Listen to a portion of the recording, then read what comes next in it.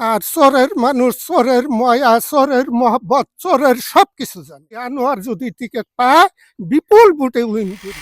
আমি এতিয়া ডিবেট কৰিম কিমান গিৰি জানে আৰু আমি কিমান জানো।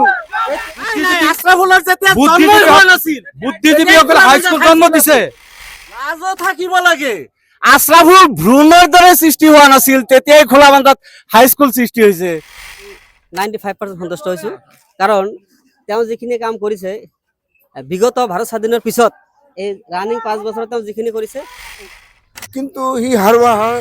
ডি বৰ্ডাৰৰ সমস্যাৰ সমাধান লাগে, শিক্ষাৰ সমস্যাৰ সমাধান লাগে, স্বাস্থ্যৰ সমস্যাৰ সমাধান লাগে, কৃষকৰ সমস্যা। সাদ্দাম হুছেইন এবাৰ দুবাৰ আহিছে, কিন্তু ইলিয়াছ বুলি যে নাম যোনটো ক'লে এইজন এবাৰো অহা নাই আমাৰ দক্ষিণ ভাৰত, চিনি নাপাওঁ এতিয়ালৈকে। দেখাই আমি কংগ্ৰেছে বিচাৰো, আনোয়াৰ হোসেনক বিচাৰো।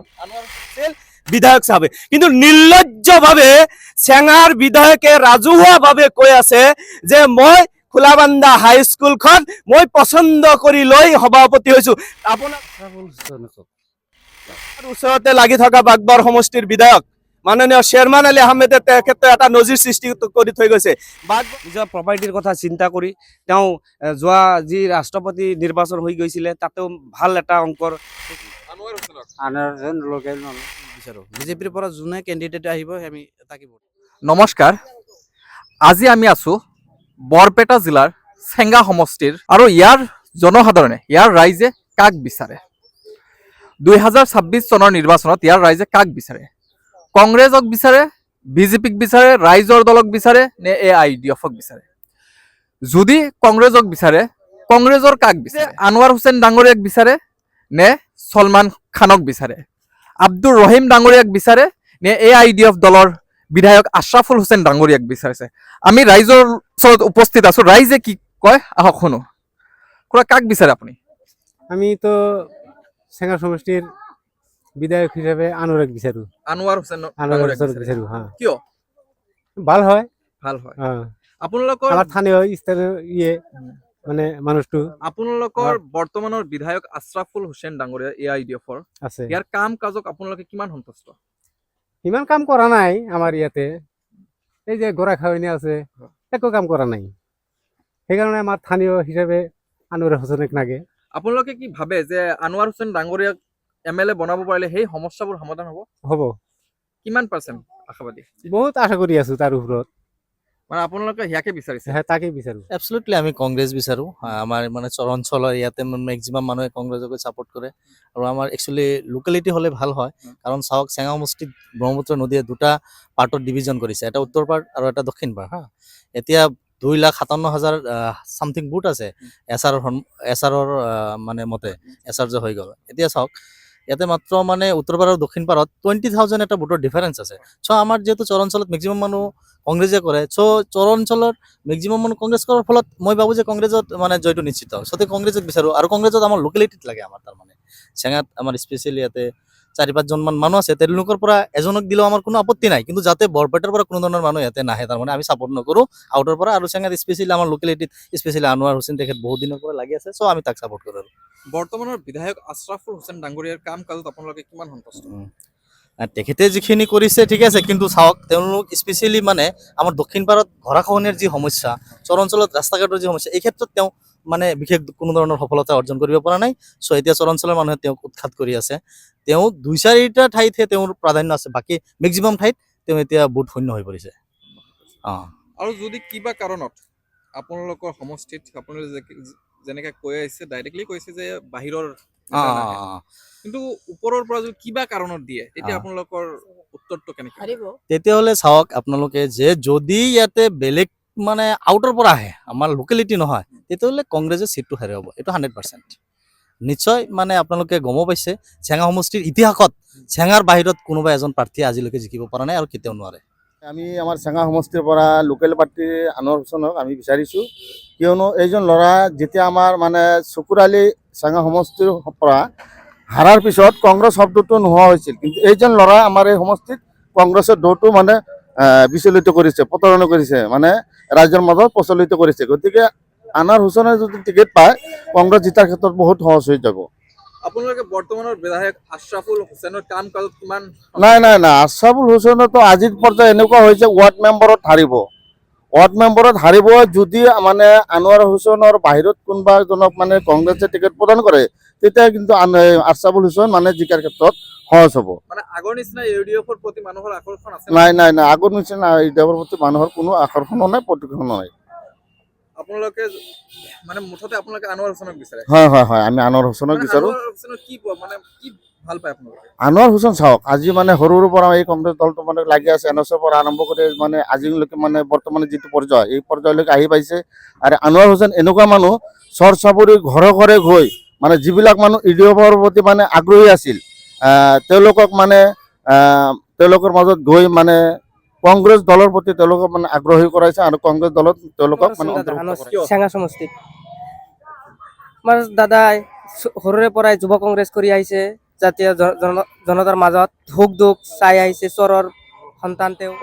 আমিতো সৰুৰে পৰা দেখি আছো, আজি 25 বছৰ ধৰি ভোট দি আছো, কংগ্ৰেছ নোহোৱাকৈ আমি ভোট দিয়া নাই।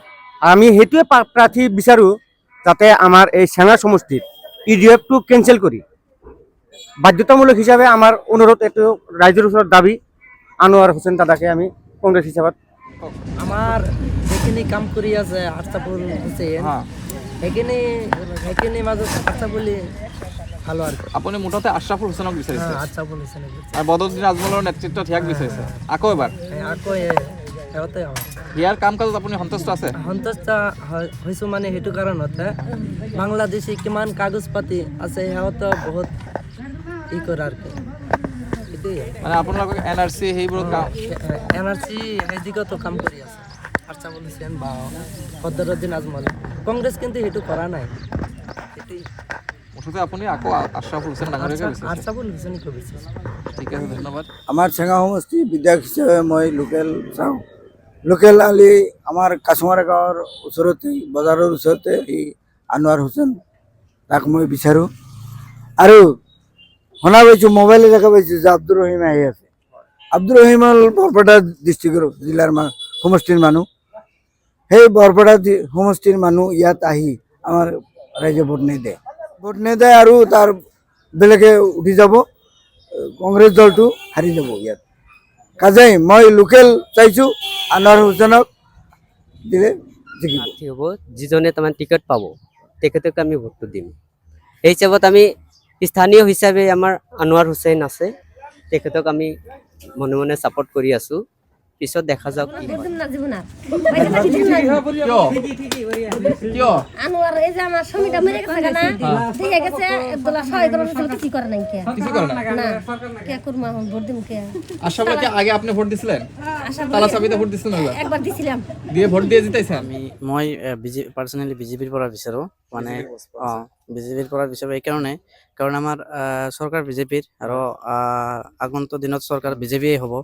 আমি আমাৰ পিছপৰা অঞ্চল, যিহেতু আমি পিছপৰা অঞ্চলৰ উন্নতিৰ সাপেক্ষে আমি চৰকাৰৰ লগত থাকিব লাগিব। গতিকে যিয়েই নহওক কিয় আমাক উন্নতি লাগে, উন্নতিৰ কাৰণে আমি বিজেপি বিচাৰোঁ। বিজেপিৰ পৰা যোনে কেণ্ডিডেট আহিব আমি তাকে ভোট দিম। মানে বিজেপি আৰু এজিপি মিলি আপুনি ডক্টৰ হিমন্ত বিশ্ব শৰ্মা ডাঙৰীয়াৰ কাম কাজক আপুনি কিমান যদি ৰেটিং দিব, 10ৰ পৰা কিমান দিব? আউট অফ 10ৰ ভিতৰত 10 দিব। কিন্তু আমি চাই আছো যে আপোনালোকৰ চৰ অঞ্চলবিলাকত আমাৰ মানে সেইকাৰণে সেইটোৱে কৈ আছোঁ, আমাৰ বিধায়ক ডাঙৰীয়াই মানে ইমান মানে এলেহুৱা, মানে আজিলৈকে মই দক্ষিণ ভাৰত তেনেকুৱা কাম দেখাই নাই যে কাম কৰিছে। যে তাৰ কাৰণে আমি বিচাৰিছোঁ যে আমাৰ চৰকাৰ যোনে গঠন কৰিব, তাৰ পৰা আমি, যিহেতু বিজেপি চৰকাৰ গঠন কৰিব ন' ডাউট, গতিকে সেইকাৰণে আমি বিজেপিৰ পৰা প্ৰাৰ্থী বিচাৰিছোঁ। যিহেতু এইটো মাইনৰিটি ডমিনেটেড এৰিয়া হয়, হয় হয় না? হয়। তো আপুনি বিজেপিৰ নেতা তথা আমাৰ সন্মানীয় ডক্টৰ হিমন্ত বিশ্ব শৰ্মা ডাঙৰীয়াক কি মেছেজ দিব সেইটো অঞ্চলৰ পৰা যে আপোনালোকে আমাৰ প্ৰাৰ্থী দিয়ক? এই মাননীয় ডক্টৰ হিমন্ত বিশ্ব শৰ্মা ডাঙৰীয়াক মই এইটোৱে মেছেজ দিব খোজোঁ যে যিহেতু আমাৰ মাইনৰিটি এলেকাত যিহেতু বিজেপিৰ প্ৰাৰ্থী দিব নিবিচাৰে, মই ক'ব খোজোঁ ইয়াৰ জৰিয়তে যে ছাৰ আপুনি বিজেপিৰ কেণ্ডিডেট দিয়ক আমাৰ চেঙা সমষ্টিত, আমি আঁকোৱালি ল'ম।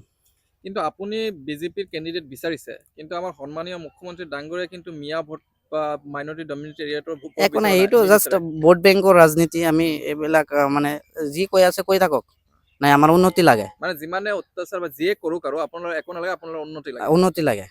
আমি মাইনৰিটি এলেকাৰ আমাৰ উন্নতি নাই, ৰাস্তা নাই, চাওঁ কিমান ধূলি বালি ৰাস্তা, এই অলপখিনি ৰাস্তা এইখিনি হোৱা নাই, তেনেহ'লে কি হ'ব? সেইকাৰণে আমি বিচাৰোঁ যে আমাৰ উন্নতি হওক। আৰু উন্নতিৰ বাবে আপুনি এজিপি বিজেপিৰ মিত্ৰ অ। যোনে আহিব ইয়াকে ভোট দিব। সেয়াকে দিম মই পাৰ্চনেলি মোৰ পাৰ্চনেল যোনটো থিংক আৰু সেইটো কৈছো আৰু কি বিচাৰো মানে আপোনালোকে মুঠতে আনোৱাৰ হোসেন আমার ব্যক্তিগতভাবে আমার আনোয়ারে কি নাগে সবাই আনোয়ারে ভোট দিব আমরাও দিব আল্লাহর রহম আল্লাহর কাছে আশা করছি আনোয়ারে নাগে আঙ্গুরি বিজেপি কেন ভোট দিবেন না? ওরা বেশি ব্যাঙ্গন নাগে না এখন লাগে না। না হইছে আনোয়ার হোসেনের আনোয়ার হোসেন হ্যাঁ। কেন? আসলে আমি আমার গাঁৱত কোনো কামই কৰা নাই আশাফুল ডাঙৰীয়া কাম কৰা নাই, কৰা নাই একো কামে কৰা নাই।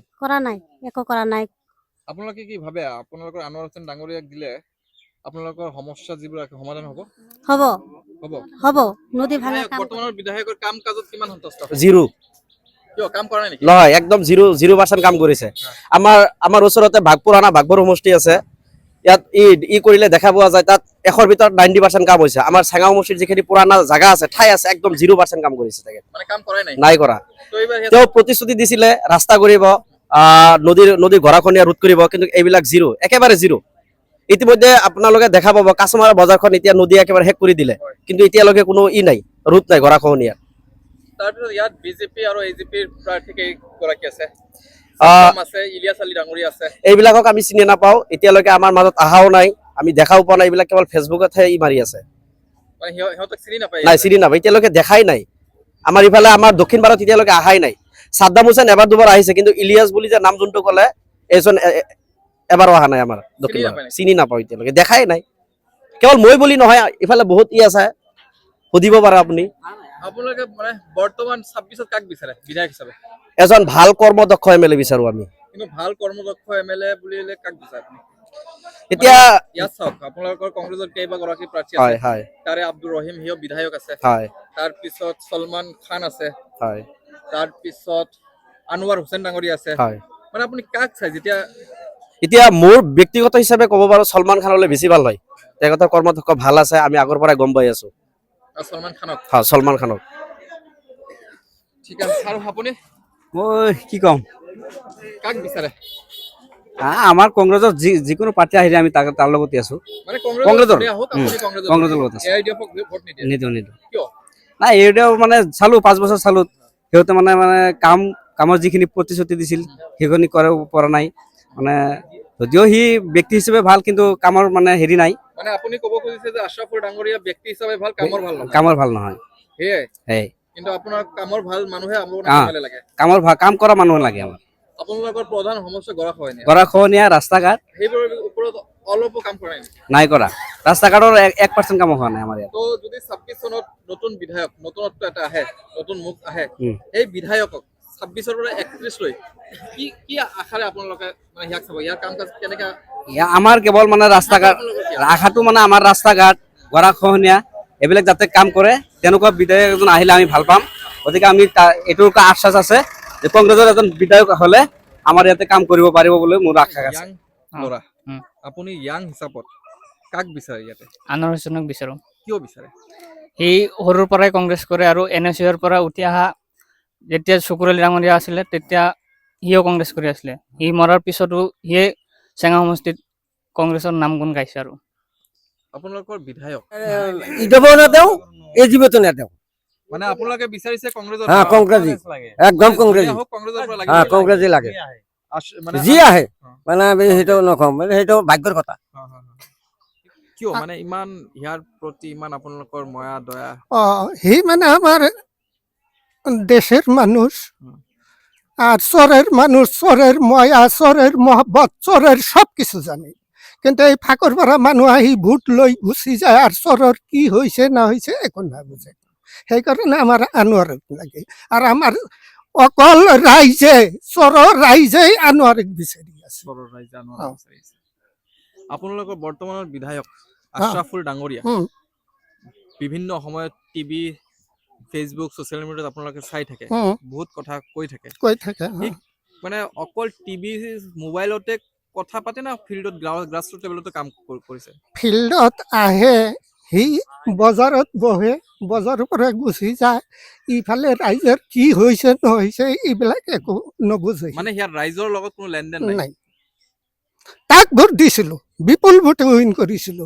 এইবাৰ আশাবাদী আনোয়াৰ যদি টিকেট পায়, বিপুল ভোটে উইন কৰি দিম, আৰ সাবলেৰ নিচিনা। মানে মুঠতে আপোনালোকে আশ্ৰাফুলক নিবিচাৰে, নতুন মুখ চাব বিচাৰিছে, অ। সেইটো হৈছে কংগ্ৰেছৰ আনোৱাৰ হুছেইন। আনোয়াৰ হোসেন হয়। এতিয়া কথা হ'ল আমাৰ চেঙা সমষ্টিখন দুৰ্গম চৰ অঞ্চলত মানে দুটা স্থিতিত মানে আমাৰ গোটেইখিনি সমষ্টি পৰি আছে। মানে এটা হ'ল দক্ষিণ পাৰ আৰু এটা হ'ল উত্তৰ পাৰ। এতিয়া যোৱা 2021 চনৰ বিধানসভা নিৰ্বাচনত আমি যুৱ প্ৰজন্মই প্ৰথমতে আমি এই কাছুমাৰাৰ পৰা আমাৰ সন্মানীয় বিধায়ক আশ্ৰাফুল হুছেইনক আমি বহুত আশাৰে যোৱা 5 বছৰৰ কাৰণে আমি বিধানসভালৈ পঠাইছিলোঁ। আৰু মই দেখা পালোঁ এই 5টা বছৰত আমাৰ এই দক্ষিণ পাৰৰ চৰৰ যি সমস্যাৰ কথা তেওঁ প্ৰথমতে কৈছিল যে গৰাখহনীয়াৰ সমস্যা তেওঁ সমাধান কৰি আমাৰ চৰৰ মানুহক এটা সঠিক সমাধান দিব বুলি কৈছিলে। কিন্তু তেওঁৰ সস্তাকতাৰ ফুলজাৰিত আমি দেখা পাইছোঁ তেওঁ নিজে আচলতে বিধানসভাত গৈ নিজৰ মানে সস্তা কথাৰ দম্বালি মাৰি আমাৰ সমষ্টিবাসী গৰীব দুখীয়া ৰাইজৰ মানে সমস্যাৰ কথা পাহৰি গৈ নিজৰ প্ৰপাৰ্টিৰ কথা চিন্তা কৰি তেওঁ যোৱা যি ৰাষ্ট্ৰপতি নিৰ্বাচন হৈ গৈছিলে তাতেও ভাল এটা অংকৰ পুঁজিৰ তেওঁৰ ভোট প্ৰদান কৰিছিল বুলি মই অনুমান কৰিব পাৰিছোঁ। এতিয়া কথা হ'ল 2026 বিধানসভা নিৰ্বাচনত অসমৰ আমাৰ চেঙা সমষ্টিৰ ভিতৰত যুৱক হিচাপে মই প্ৰথমতে আমাৰ লোকেল ল'ৰা আনোৱাৰ হুছেইন যুৱক ল'ৰা, তেওঁ সৰুৰ পৰাই মানে কলেজ লাইফৰ পৰাই তেওঁ NSY কৰি আহিছে, মই দেখা পাইছোঁ। তেওঁ বৰ্তমানো অসম প্ৰদেশ যুৱ কংগ্ৰেছৰ সাধাৰণ সম্পাদক হৈ কংগ্ৰেছ দলটোক যেনেকৈ 2026 চনত মানে অসমৰ পৰা চৰকাৰ হেৰাই মানে তেওঁলোকে যি হতাশা ভুগি আছে, আমাৰ এই যুৱক আনোৱাৰ হুছেইন অসম প্ৰদেশ যুৱ কংগ্ৰেছৰ সাধাৰণ সম্পাদক হৈ আমাৰ চেঙা সমষ্টিৰ চৰৰ প্ৰতিটো ঘৰৰ মানুহৰ লগত মত বিনিময় কৰি আছে, আমি সদায় দেখা পাই আছোঁ। আৰু অজস্ৰ কষ্ট কৰি চেঙা সমষ্টিখন আকৌ কংগ্ৰেছ দলক উদ্ধাৰ কৰি মানে প্ৰদান কৰাৰ কাৰণে তেওঁ তেওঁৰ কাৰ্যকলাপ মানে অব্যাহত ৰাখিছে। গতিকে মই আপোনালোকৰ জৰিয়তে কংগ্ৰেছৰ হাইকমাণ্ডক আমি যুৱক হিচাপে আৰু চৰৰ সমস্যা সমাধানৰ স্বাৰ্থত চৰৰ সন্তান চৰৰ সমস্যাহে বুজি পাব। গতিকে মই এই ক্ষেত্ৰত মই কংগ্ৰেছৰ হাইকমাণ্ডক মই অনুৰোধ কৰিম যুৱক হিচাপে যাতে আমাৰ দক্ষিণ পাৰ আৰু উত্তৰ পাৰ এটা ডিভিজনত যাতে এটা প্ৰতিদ্বন্দ্বিতা 2026 হয়। সেই হিচাপত মই জনামতে অহা 26 বিধানসভা নিৰ্বাচনত AIUDFৰ পৰা আকৌ বিধায়ক হিচাপে টিকেট প্ৰত্যাশী হিচাপে মানে আশ্ৰাফুল হুছেইন ডাঙৰীয়াকে টিকেট দিব বুলি মই থিৰাং কৰিব পাৰিছোঁ। গতিকে তেওঁৰ লগত প্ৰতিদ্বন্দ্বিতা হ'বলৈ হ'লে আনোৱাৰ হুছেইনৰ নিচিনা ল'ৰা মানে যুৱকক দক্ষিণ পাৰত মানে যাতে টিকেটখন দিয়ে, মানে উত্তৰ পাৰ আৰু দক্ষিণ পাৰৰ ডিভিজনত আমাৰ আনোৱাৰ হুছেইনক বহুত ভোটৰ ব্যৱধানত জয়লাভ কৰা সম্ভৱ। 2026 চনক আমি আশ্ৰাফুল হুছেইনক কাম কাজত আমি সন্তুষ্ট। তাৰমানে ইয়াৰ আগতে যিমানখিনি বিধায়ক গৈছে, যেনেকুৱা মানে প্ৰাক্তন বিধায়ক মৰহুম চকুৰ আলী আহমেদে কৈছে, তেখেতৰ কাম কাজৰ তুলনাত বৰ্তমানৰ বিধায়ক আশ্ৰাফুল হুছেইন মানে বহু গুণে ভাল। ইয়াক মানে অসমৰ পিছত তুলনাই কৰিব নোৱাৰি, মানে ইমান ভাল মানুহজন, সকলো মানুহৰ লগত ডিলিংছ কামে কাজে মানে সি মানে এনেকুৱা কামত বিৰোধী দলৰ বিধায়ক হৈ মানে বিধানসভাত যেনেকৈ মানে কথা কৈ থাকে মানে আমাৰ মানুহৰ কাৰণে ইয়াৰ ডেভেলপমেণ্টৰ কাৰণে আজিলৈকে চেঙা সমষ্টিৰ কাছমাৰাই আমাৰ এৰিয়াটো কাছমাৰা মহাচৰা খোলাবান্ধা অসমৰ ক'তো মানুহে চিনি পোৱা নাই। তেখেতৰ জৰিয়তে গোটেই অসমৰ মানুহটো ভাৰতবৰ্ষৰ মানুহে চিনি পায়, সেইকাৰণে আমি তাকেই চাপোৰ্ট কৰি আছোঁ। কিন্তু আপোনালোকে ইউডিএফে কিন্তু চৰকাৰ গঠন কৰিব নোৱাৰিব। নকৰিলেও মানে আমাৰ জাতিৰ স্বাৰ্থৰ কাৰণে মানে সি কাম কৰি থাকিব আৰু তেখেতক মানে আগুৱাই লৈ এতিয়া কৰিব নোৱাৰিলে মানে ভৱিষ্যতত মানে মিত্ৰজোঁটৰ চৰকাৰ আহিলে মানে আমাৰ IDFক মানে আশ্ৰাফুল হুছেইনক তেখেতৰ দলক মানে প্ৰয়োজন হ'ব। ইয়াৰ ওপৰত ভিত্তি কৰি আমি তেখেতক চাপোৰ্ট কৰিম। আকৌ আশ্ৰাফুলক বিচাৰিছোঁ। আমি নিশ্চিতভাৱে ব্যক্তি বিশেষকৈ আমি ভোট প্ৰদান কৰিম। বিগত স্বাধীনতাৰ পিছত বিশেষ কৰি ব্ৰহ্মপুত্ৰ নদীৰ দক্ষিণ পাৰত আমি বৰ্তমান চেঙা সমষ্টিত 9খন জিপি আছোঁ আৰু এই 9খন জিপিত সমস্যাই ভৰপূৰ। গতিকে এই সমস্যাখিনিৰ সমাধানৰ প্ৰতিশ্ৰুতি যিজনে দিব তাকে আমি নিশ্চিতভাৱে 2026 চনৰ নিৰ্বাচনত ভোট প্ৰদান কৰিম। নাই, তেখেত উন্নয়নৰ নামত কেৱল ফুলজাৰিহে মাৰিছে। তেওঁ একেবাৰে ৰাস্তা ঘাটৰ পৰা আৰম্ভ কৰি গৰাখহনীয়া একেবাৰে এইখিনিত কোনো ধৰণৰ উন্নয়ন কৰাই নাই। উন্নয়নৰ নামত একেবাৰে তেওঁ কেৱল ভুৱা প্ৰতিশ্ৰুতি দিছিল, সেইখিনি ফটোকাৰ ফেনত পৰিণত হৈছে। তেওঁ কেৱল মানে ফেচবুকত প্ৰচাৰহে কৰে। প্ৰধান সমস্যা ইয়াত কি আছে? আমাৰ ইয়াত ৰাস্তা ঘাটৰ সমস্যা আছে, গৰাখহনীয়াৰ সমস্যা আছে, স্বাস্থ্যৰ সমস্যা আছে, শিক্ষাৰ সমস্যা আছে। সমস্যা নাই কিন্তু সেইটো সুধিব পাৰে। আপোনালোকে 26ত যোনে হ'ব ইয়াৰ পৰা কি আশা কৰি আছে? নিশ্চিতভাৱে আমাৰ মাটিৰ পট্টা নাই, আমাৰ ৰাস্তা ঘাট চাইছে চহৰত এতিয়া স্বাধীনতাৰ প্ৰায় মানে অমৃত পাৰ হৈ গ'ল, আমাৰ ৰাস্তা ঘাট যথেষ্ট বেয়া, গৰাখহনীয়া আছে, শিক্ষা যিমানখিনি ত্বৰান্বিত হ'ব লাগিছিল শিক্ষা নাই, স্বাস্থ্যৰ কাৰণে এতিয়াও আমি দৌৰি গোৱালপাৰাত যাব লাগে, গুৱাহাটীত যাব লাগে প্ৰাৰম্ভিক শিক্ষাৰ কাৰণে, স্বাস্থ্যৰ কাৰণে, সেইখিনি যাতে আমি ইয়াত পাব পাৰোঁ সেইখিনি আমাৰ প্ৰধান সমস্যা। আৰু ইফালে প্ৰায় আমি 95% মানুহ কৃষিৰ লগত জড়িত, কিন্তু কৃষিৰ ক্ষেত্ৰত চৰকাৰীভাৱে বা আমাৰ নিৰ্বাচিত প্ৰতিনিধিসকলে কৃষকসকলৰ উন্নয়নৰ কাৰণে যেনেকুৱা পদক্ষেপ ল'ব লাগে বিগত দিনত দেখা নাই। আশা ৰাখিম যে 26ত নিৰ্বাচিত প্ৰতিনিধিয়ে কৃষকৰ বিভিন্ন সমস্যা লৈ মানে মাত মাতিব বা সমাধান কৰাৰ চেষ্টা কৰিব। আপোনালোকে বিজেপিৰ কাম কাজত কেনেকৈ কাম কৰিছে? বিজেপিৰ যিখিনি কৰিছে কিন্তু বেয়াখিনিও বহুতখিনি কৰিছে। মিয়া ধৰ্মীয় ৰাজনীতি, মছজিদ মাদ্ৰাছাৰ ৰাজনীতি, গৰু মাংস, গাহৰি মাংস, পাকিস্তানৰ লিংক ইত্যাদি ইত্যাদিয়ে মানে যিখিনি অলপ ভাল কাম কৰিছে কিন্তু বেয়াখিনি আৰু বেছি দেখা গৈ আছে। আপুনি পাকিস্তানৰ লিংকটোৰ কথা উঠাইছে, আপুনি গৌৰৱ গগৈ কেইবা সপ্তাহ আগত পাকিস্তানৰ লগত এটা কিবা লিংক আছে বুলি কৈছিলে, আপুনি সেইটোৰ ওপৰত আপুনি কি ক'ব? মই সেইটোৱে ক'ম, মানে মুখ্যমন্ত্ৰী ডাঙৰীয়াই যি ধৰণেৰে কথা কৈছিল কিন্তু SITৰ প্ৰতিবেদন ইত্যাদি ইত্যাদিৰ শেষত যিখিনি দেখা গ'ল যে সন্দেহ হয় যে ইয়াত এটা ডাঙৰ জিৰ'য়ে পোৱা যায় নেকি, মোৰ সন্দেহ সেইটো। তাৰপিছত এতিয়া বৰ্তমান জুবিন গাৰ্গ যিটো আছে, জুবিন গাৰ্গৰ জাষ্টিচ, প্ৰথমতে এই ক্ষেত্ৰত মই সজোৰে দাবী উত্থাপন কৰিম যে জুবিন গাৰ্গ সমগ্ৰ অসমৰ প্ৰতীক আৰু তেখেতৰ ন্যায় দিবই লাগিব। এই ক্ষেত্ৰত কোনো পধ্যেই মানে অসমৰ মানুহ পিছ হ'ব কি নাহে, গতিকে ন্যায় দিবই লাগিব। আপুনি কি ভাবে বৰ্তমান চৰকাৰৰ ন্যায় দিব নোৱাৰে যি ধৰণে আৰম্ভ কৰিছে। এতিয়া বহুতখিনি কথা আমি যদিও গাঁও অঞ্চলত বাস কৰোঁ বা ছ'চিয়েল মিডিয়া বা বৰ্তমান সামাজিক মাধ্যমত যিখিনি প্ৰচাৰিত হৈ আছে বা ইয়াৰ পৰা আমি অনুমান কৰোঁ যে ইয়াত সৰু সুৰা মানে পুথি খলিহনাখিনিহে জেলত ৰাখিছে, ৰৌ বৰালিখিনি সেইখিনি মুক্তভাৱে আছে, যাৰ কাৰণে এইখিনি ডিলে কৰি আছে। গতিকে ন্যায় এই চৰকাৰে যে ন্যায় দিব তাৰ ওপৰত মানে 1% আশ্বাস নাই। ন্যায় নাপায় জুবিন গাৰ্গে, তেতিয়া আপোনাৰ 2026 চনত কিবা প্ৰভাৱ পৰিব নেকি? নিশ্চিতভাৱে এই কথাখিনিতো মাননীয় মুখ্যমন্ত্ৰী চাহাবে কৈছে যে জুবিন গাৰ্গক যদি ন্যায় দিব নোৱাৰো তেনেহ'লে আমাক ভোট নিদিব। অসমৰ মানুহে নিশ্চিতভাৱে সেইটোৱে চাই আছে যে জুবিন গাৰ্গক এতিয়াওতো ন্যায় দিব পৰা নাই, বৰঞ্চ শ্যামকানুহঁতৰ যিখিনি বেংক একাউণ্টৰ পৰা যিবিলাক সেইখিনি আৰু লাহে লাহে মুকলি কৰি দি আছে। গতিকে অসমৰ মানুহে নিশ্চিতভাৱে জুবিন গাৰ্গৰ ন্যায়ৰ সপক্ষেহে 2026 চনত ভোট প্ৰদান কৰিব, এইটো নিশ্চিত। ইয়াৰ পিছত আপুনি যিহেতু কৈছে যে মিয়া মুখ্যমন্ত্ৰী ডাঙৰীয়াই কেইবাদিন আগতে কৈছিলে যে 5 টকা ভাড়া হ'লে 4 টকা দিব লাগে। সেই ক্ষেত্ৰত অসমৰ ৰাইজে কেনেকে মানে সেইটো উপদেশ যিটো দিছে কেনেকে ল'ব? এইটো এজন মানে গণতান্ত্ৰিকভাৱে নিৰ্বাচিত আৰু সংবিধানৰ নামত শপত কৰা এজন উচ্চ পদবীধাৰী মুখ্যমন্ত্ৰীয়ে এইটো কথা হ'ব নাপায়, আৰু এইটো কৈছে কেৱল ৰাজনীতিক মুনাফাৰ কাৰণে কৈছে।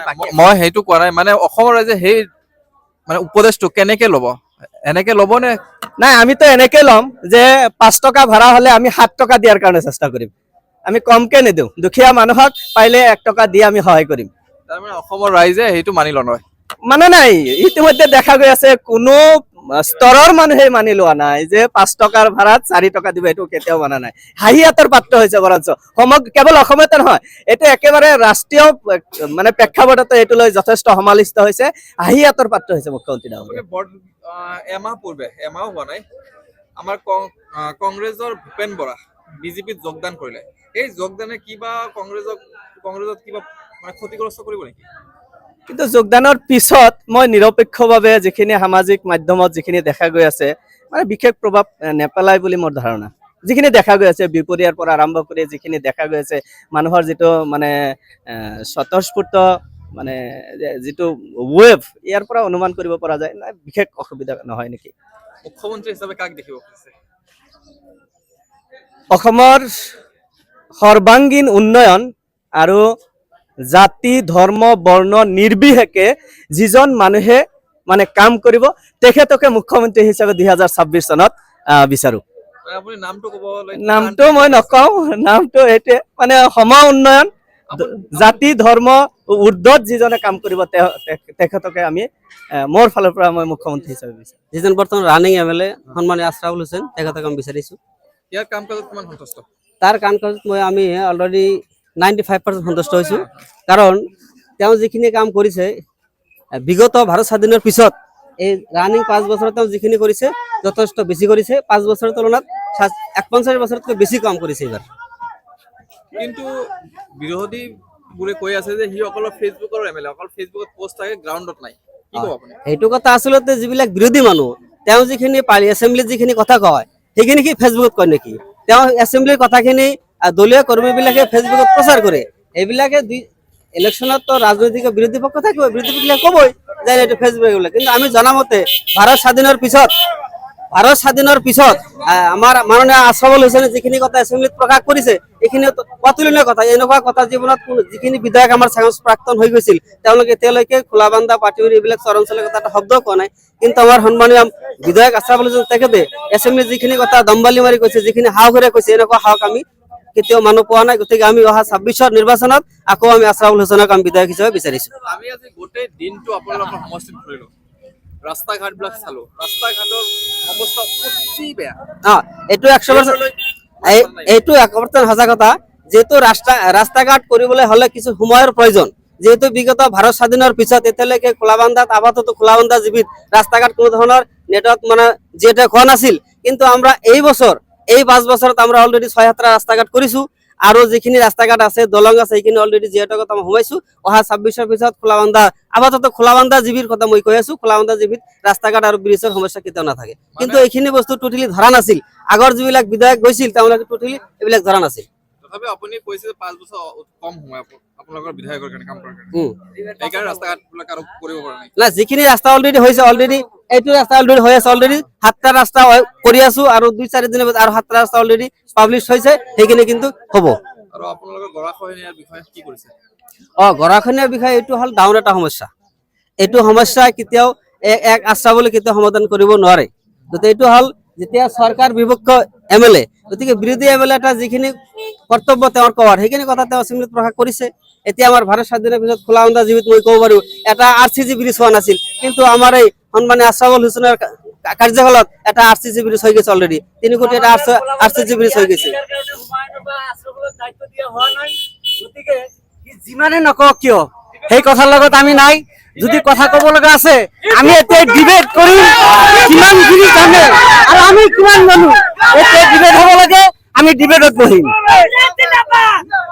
গতিকে খোলাবান্ধাৰ উন্নয়নৰ ক্ষেত্ৰত ইতিহাস লিখাৰ কাৰণে UDF-ৰ 2-এটা চামচাক দায়িত্ব দিয়া হোৱা নাই। গতিকে সেই কথাত আমি নাযাওঁ। যদি ক্ষমতা আছে এতিয়া ডিবেট কৰক, এতিয়া আমি সেইফালে যাম। আপোনাৰ কিবা কওক ইয়াতে। নাই ইয়াতে আচলতে আমি কাজিয়া কৰাৰ কাৰণে পক্ষপাতি নাই। আমি সেইটো খিদমত নাই। আশৰাফুল হুছেইন 26ত আকৌ যে বিধায়ক হ'ব এইটো হ'ল 100% সঁচা কথা। 26 ইলেকশ্যনৰ পিছত তেতিয়া গম পাম। এতিয়া আমি আৰু আপুনি কাজিয়া কৰিলে লাভ নাই। সাধাৰণ ৰাইজে গম পাইছে, সাধাৰণ ৰাইজে গম পাইছে আশৰাফুল কি কৰিছে। আশৰাফুল খোলাবান্ধাত এটা হায়াৰ ছেকেণ্ডাৰী কৰি দিছে, কাৰাখেতি হায়াৰ ছেকেণ্ডাৰী আৰ্টছ আৰু সায়েন্স কৰি দিছে। আৰু পাঠিবাড়িতে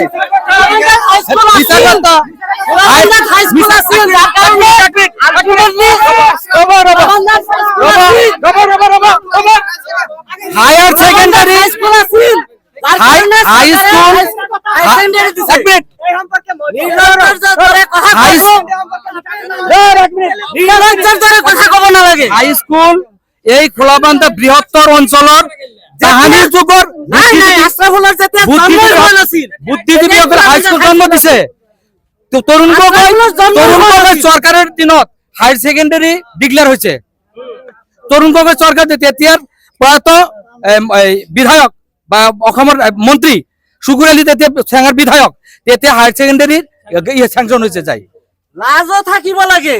আশৰাফুল ভ্ৰূণৰ দৰে সৃষ্টি হোৱা নাছিল, তেতিয়াই খোলাবান্ধাত হাইস্কুল সৃষ্টি হৈছে। চৰকাৰে ক্ৰমান্বয়ে হাইস্কুল উন্নতিকৰণ কৰিছে। এতিয়া বোলে আশৰাফুলে হায়াৰ ছেকেণ্ডাৰী দিছে।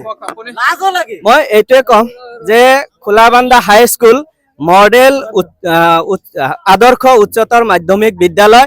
এইটো গভৰ্ণমেণ্ট পলিচি, ৰাজ্যপালৰ নিৰ্দেশ মৰ্মে হৈছে প্ৰত্যেকখন সমষ্টিত য'ত হায়েষ্ট এনৰোলমেণ্ট আছে সেই হাইস্কুলখন আদৰ্শ হাইস্কুললৈ উন্নীত হৈছে আৰু ৰাজ্যপালৰ নিৰ্দেশ মৰ্মে সেই হাইস্কুলৰ পৰিচালনা সমিতিৰ সভাপতিৰ দায়িত্ব দিয়া হৈছিল। প্ৰত্যেক 126টা সমষ্টিৰ 126টা আদৰ্শ উচ্চতৰ মাধ্যমিক বিদ্যালয় পৰিচালনা সমিতিৰ সভাপতি আছিল বিধায়ক সাহেব। কিন্তু নিৰ্লজ্জভাৱে চেঙাৰ বিধায়কে ৰাজহুৱাভাৱে কৈ আছে যে মই খোলাবান্ধা হাইস্কুলখন মই পছন্দ কৰি লৈ সভাপতি হৈছো। আপোনালোকৰ জৰিয়তে মই সংগঠনৰ এজন প্ৰতিনিধি হিচাপে তেখেতক চেলেঞ্জ কৰিছো, তেখেত 2026 চনত যদি হাৰে তেওঁ যদি দেখাব পাৰে যে খোলাবান্ধা হাইস্কুলৰ পৰৱৰ্তী প্ৰেচিডেণ্ট বিধায়ক নহব, তেতিয়া তেখেতক মই চেলেঞ্জ জনাম যে তেখেতৰ ক্ষমতাত খোলাবান্ধা হাইস্কুলৰ সভাপতি তেওঁ নিজে হৈছিল। কওক, আপুনি কিবা ক'ব নেকি ইয়াৰ ওপৰত?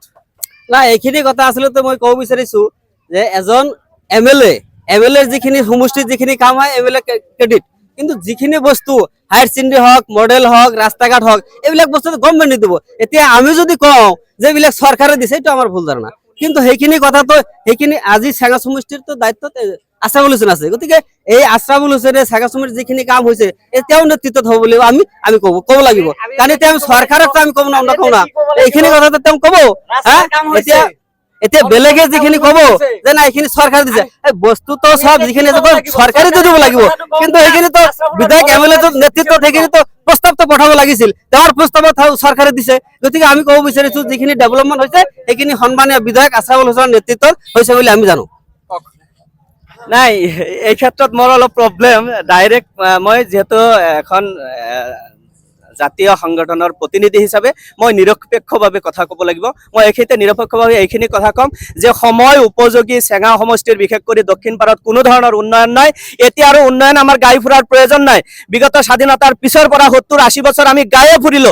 এতিয়াও যদি কোনো প্ৰতিনিধিয়ে ভাবি আছে যে সংখ্যালঘু মানুহৰ সমস্যাবিলাক গায়ে মই প্ৰতিনিধি হৈ যাম, সেই কথা কিন্তু এতিয়া নহ'ব। এতিয়া আমাৰ সমাধান লাগে, ৰাস্তা ঘাটৰ সমাধান লাগে, গৰাখহনীয়াৰ সমাধান লাগে, ডি বৰ্ডাৰৰ সমস্যাৰ সমাধান লাগে, শিক্ষাৰ সমস্যাৰ সমাধান লাগে, স্বাস্থ্যৰ সমস্যাৰ সমাধান লাগে, কৃষকৰ সমস্যাৰ সমাধান লাগে। এই কথাখিনি 70 বছৰে কেৱল গাই প্ৰতিনিধি হল। এতিয়া আৰু সেইটো নহ'ব, আমাৰ সমাধান লাগে, সমাধান সূত্ৰ উলিয়াব লাগিব। তেনেকুৱা মানুহ লাগিব। কেৱল গাই ফুৰিলে ফেচবুকত গলৰ মানে হিৰ ফুৰাই বকি আৰু সেইদিন গৈছে আৰু নহ'ব। এই সমস্যাবোৰ সমাধানৰ কাৰণে আপুনি কেনেকা নেতা, ফেচবুকৰ নেতা নহয়, আপুনি কেনেকা নেতা বিচাৰিছে? আপোনালোকৰ সমষ্টিত তেনেকা নেতা আপুনি এতিয়া চাইছেনে, আছেনে? নিশ্চিতভাৱে আমি উদাহৰণ দিব পাৰিম যে আমাৰ ওচৰতে লাগি থকা বাগবৰ সমষ্টিৰ বিধায়ক মাননীয় শ্বেৰমান আলী আহমেদে তেখেতে এটা নজিৰ সৃষ্টি কৰি থৈ গৈছে। বাগবৰৰ ৰাস্তা ঘাটৰ পৰা আৰম্ভ কৰি দলং ইত্যাদি যিমানখিনি উন্নয়ন হৈছে তেখেতৰ বিৰোধী দলৰ নেতা হিচাপে, বিৰোধী দলৰ মানে বিধায়ক হিচাপে যথেষ্ট উন্নয়ন কৰিছে। গতিকে তেনেকুৱা নেতা নিশ্চিতভাৱে চেঙা সমষ্টিত 2026 চনত নিশ্চিতভাৱে অৱতীৰ্ণ হ'ব। আৰু তেনেকুৱা নেতাৰ জৰিয়তে আমাৰ চৰণচলীয়া সমাজ ব্যৱস্থাৰ যিখিনি সমস্যা, এই সমস্যাবিলাক সমাধান কৰাৰ কাৰণে নিশ্চিতভাৱে ব্যৱস্থা কৰিব। আৰু বিশেষ কৰি আধুনিক চিন্তাধাৰাৰ লগত জড়িত থকা মানুহৰ প্ৰয়োজন। এই বান্দাতা যুগৰ সেই মানে RTI মাৰি চলা সেই চিন্তাধাৰালৈ, মানে RTI মাৰি চিন্তা কেৱল পকেটৰ চিন্তা কৰা মানুহৰ জৰিয়তে চেঙা সমষ্টিৰ উন্নয়ন কেতিয়াও নহয়।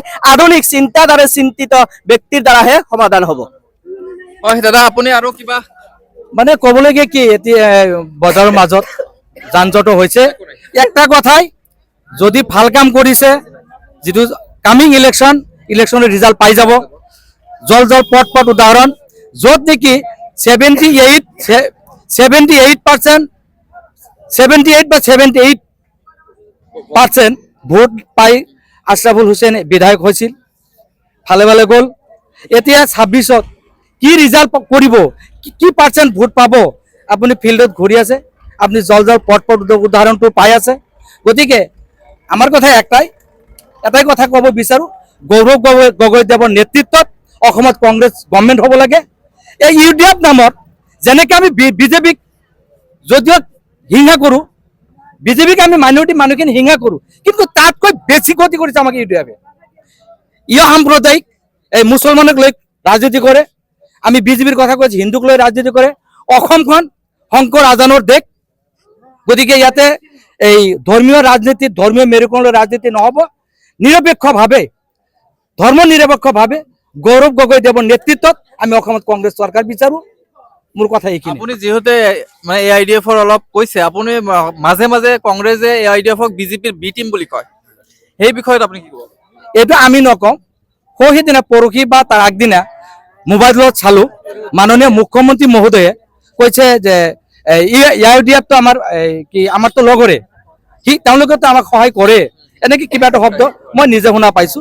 কৰিমুদ্দিন বৰভূঞা যিয়ে নেকি AIDF দলৰ বিধায়ক আছিল, এতিয়াও আছে, তেখেত অলৰেডি যায়, সবে গমে পায়। আজিকালি খবৰ কোনে কাকো ক'ব নালাগে, মিনিটৰ ভিতৰত খবৰ ওলাই যায়।